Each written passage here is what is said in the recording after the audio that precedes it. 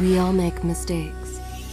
Some are small, some are large. But his mistake, born of innocence, fueled by pride, was the greatest and most terrible of them all.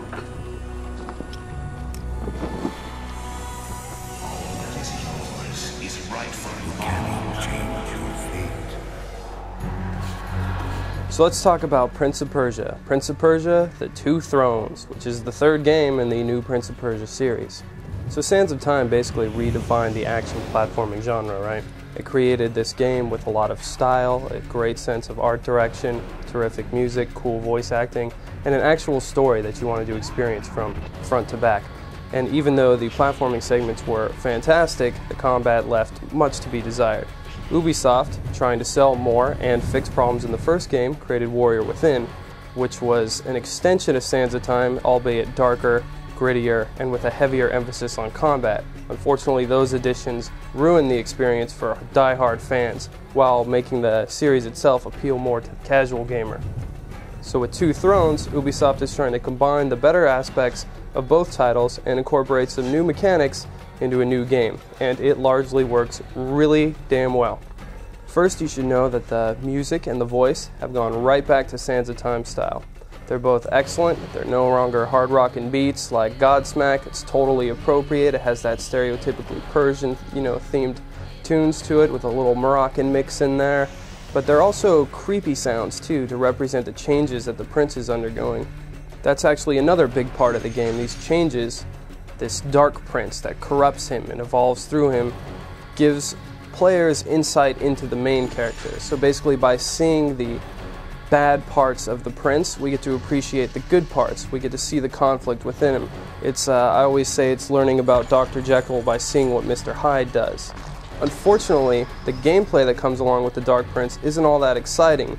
His chain gives you an opportunity to swing from larger gaps and pull blocks and the sort, but the actual combat isn't any more extravagant than the normal princes. It's supposed to be designed to give you a sense of empowerment, but when you go into these fights, you feel kind of haphazardly slashing around like a douchebag. It's like the Prince of Persia is not designed to kill goblins randomly. He's designed to be gracefully running around the walls. Now, if they wanted to deliver a greater sense of empowerment, they should have made the Dark Prince more powerful. He should have been able to toss enemies around like rag dolls. He should have instantly slashed through them. He shouldn't have to deal with these stupid goblin after goblin encounters, so here comes more sand monsters, better press the circle button, on PS2 anyway, 100 million times so that I wheel this stupid ass chain around my head. And that really hurts this otherwise terrific game that has this amazing sense of flow. But thankfully it doesn't hurt it that much because some of the other additions that we're seeing. Why is it that every time disaster strikes, I find myself without a proper blade? Biggest of those other additions is a new quick kill, speed kill system. Quick killing helps expand the platforming by incorporating combat directly into it. Basically, you, as the prince, you want to gain a vantage point over your enemies so that you can come upon them unawares and immediately kill them. Now, this at once, if you really think about it, it does away with the tedious combat system that we've seen and been criticizing in the original Prince of Persia that they granted tried to expand in Warrior Within by allowing you to very quickly dispatch enemies. It also gives the prince a really lethal quality, and there's something satisfying about being able to immediately kill someone with a cool mini-game, It expands the sense of flow that you get. You move from platforming, swing, run, climb, slide down, chimney-looking thing, jump out, bam, stab him in the back of the neck. Keep going, don't stop, don't worry about the fighting, don't worry about some odd collision detection, go right into the next platforming segment. So instead of Warrior Within's attempt to make the combat more interesting by having you fight these random dudes throughout the clock tower level, you're actually platforming in Two Thrones to give you a better way of killing these dudes. It's not like they're thrown in there just to break up the platforming. They're actually thrown in there to make the platforming better. And I think this is a terrific idea, and it really helps the series, and it's exactly where they needed to go, and I seriously applaud them for that.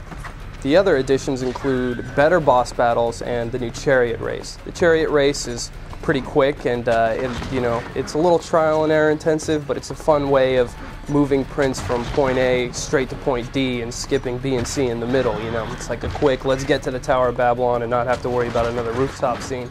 So it works in that sense. The bosses, however, are way better than Warrior Within, and obviously better than Sands of Time's non-existent bosses. This time you'll have bosses that are multi-tiered stages that incorporate platforming, speed kill systems, and regular pattern-based combat, you know, discovering a weakness, exploiting it, going for the knees, running around, speed kill. Bam, it's good. So as you might have guessed, there's a lot of good in Two Thrones. A lot of good. It's a great game. It's categorically great. But it's just not perfect. It's just not that above great kind of excellence, because their addition of the Dark Prince, it kind of seriously deters from the pacing of the game. It thrusts you into this role that you don't necessarily want to play as. You're constantly losing health, and you're not the character you want to be. In concept, storytelling through both of these characters is great. We just wish they would have worked out the gameplay of the Dark Prince more. Then we would have had an easy contender for Game of the Year. As is, I suppose we have to settle on simple greatness.